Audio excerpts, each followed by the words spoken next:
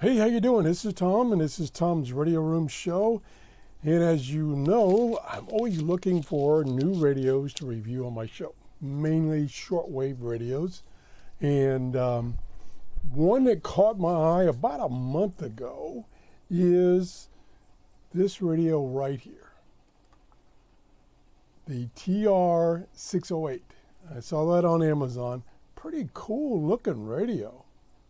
And it's AM, FM, shortwave, and the airband. Digital radio, uses AA batteries. It really looks sharp. And I've gotten radios to review from this company before, like the V115, and they've been pretty good radios. But I did my research, and I ran across this article right here a couple of days after I saw this radio, and it's on swling.com, and it's by Mike, and he does a pretty extensive review, and he lists the pros, and there's quite a few pros. And then down here, the cons. Look at all the cons. And then there's a showstopper alert. So let's go through these quickly. I got permission from Mike to go through this in detail. Pros. Usual set of features: sleep timer, alarm, scanning, and auto memory fill. Uses AA batteries. Decent sensitivity across the board, full shortwave coverage. Frequent display is large and contrasted. Yeah, the looks of it is nice. Dial light is effective and can be disabled. Display is readable without it. I'm not very readable. Okay, no annoying key beep. Speaker can play reasonably loud without distortion. FM reception is solid. Medium wave and short wave is not plagued by digital harsh bleeding through from the processor. Sounds pretty good. And if I go back here for a second, it's only, get off of there, $40. And it's got 3.8 stars out of 5. Kind of makes you think it's worth trying. Well, let me go on. Okay, now we go to, there's a close-up of the controls and display. It looks pretty spiffy.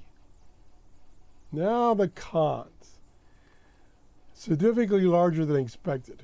I'm not sure why that's a con, but anyway. Unfortunately, the added cabinet space is not utilized for a more wide-range speaker. Audio is tinny. Ooh, not good. Okay. Clumsy mounting of one spring in the battery compartment of his sample makes it impossible to insert the third battery without risking damage. And another review of it, which I'm going to show you in a second, he showed you physically this problem, which is a showstopper to me. Many keypad buttons are so tiny and almost flush. I've run into this problem with Texan radios. Impossible to press. Ooh, two major strikes here. Lens over the LCD display is molded and unpolished, causing distortion. Boy. Airband reception marred by birdies, bleed through from their bands, lack of a squelch. Oh, man. I guess this is just one of those pretty to look at radios. Volume control defaults back to level 10 max under some circumstances. Oh, that would be bad. Confusing two-level lock function requires close attention to almost microscopic indicator on the LCD. No battery level indicator. Well, yeah, to me, that's not a big deal. Although the manual advises the batteries can be charged using a 9-volt coaxial socket, no charging indicator is obvious. Well, Well, I typically don't charge batteries in radios. It's just too dangerous. Rotary knob used for tuning and volume adjustment has no detents, so they can easily spin off target. Now that's, oh boy, we're getting some big strikes here. Assigned function, no indication, depends on whether the tuning or volume buttons on the keypad were last used. So I guess the tuning button or knob is used for both tuning and volume control. No fine tuning outside the pre-programmed increments.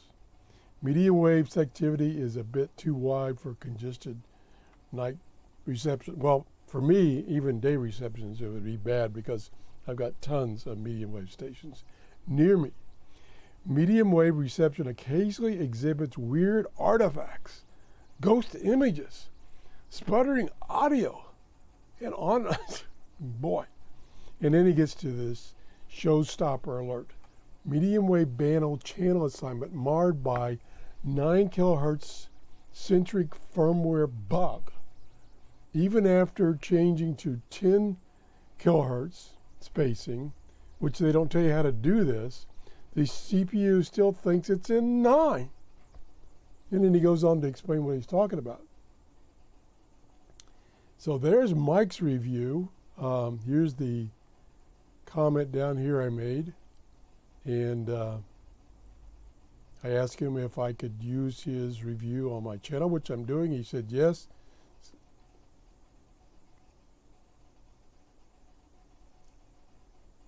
Anyway, so after I read this, and this was, as you saw, I posted a comment on the 30th, so it's a couple of days after that, I just put it on hold. So today, this morning, I found these reviews by Gilles on the official SW channel. He's got 3 videos, and he really tells it like it is. Here's the video where he showed the batteries won't go in. Can't put the cover back on.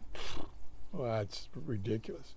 And then here's he shows how to change from 9 kilohertz bandwidth to 20 to 10, and then it still doesn't work right. So what is, I try to say, oh, here it is. I don't know if you could see this, but if I mouse over this, and I'll go to it and I'll stop it because I didn't get permission to play it. Let me stop it. Come on. Hello, wake up. Anyway, I don't want this to play. That's why I'm waiting. Stop. There we go. It stopped. You can see I've watched some of it. Here's his title. First impressions of this portable radio, Stay Away.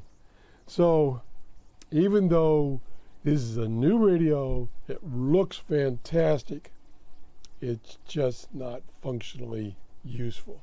So I am not going to buy one of these. I'm not going to review it. And I thank Mike and Gilles for reviewing it to prevent other people from getting one of these radios.